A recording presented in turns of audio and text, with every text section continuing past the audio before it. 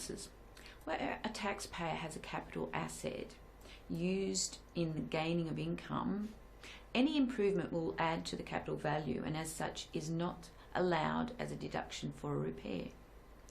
The expenses that are not immediately deductible under the general provisions or a specific deduction provision because they are capital or capital in nature may be deductible over a number of years if we use the capital allowances regime, depreciation effectively.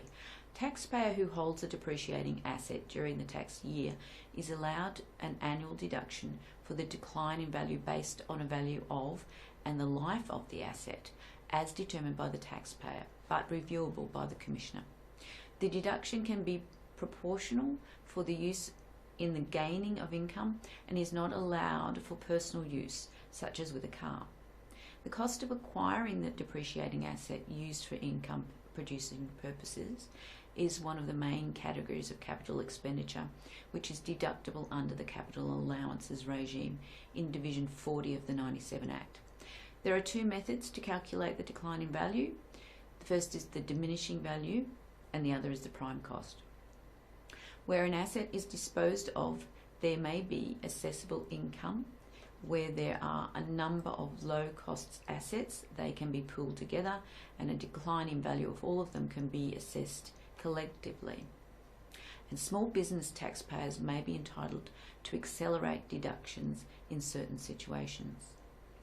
Depreciating assets can be rights for mining and prospecting, the information about those, in-house software, items of intellectual property, any indefeasible right to use something, also spectrum licenses and datacasting transmitting licenses.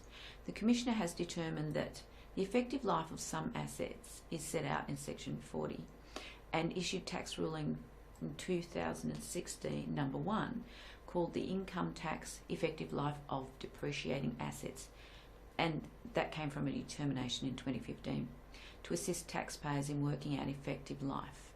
Real property is not included in this division.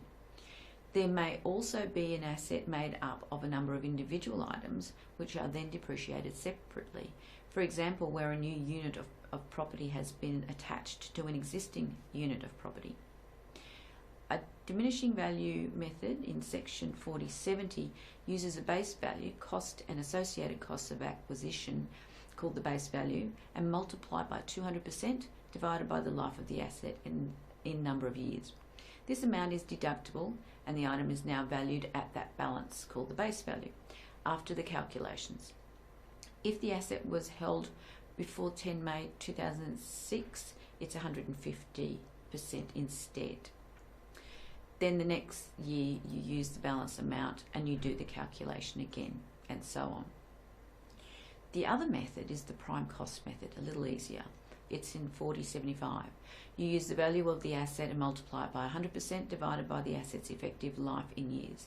The difference is that the asset value does not change each year, so you do the same calculation each year. And you can use either. There used to be 4 methods, but now there are only 2.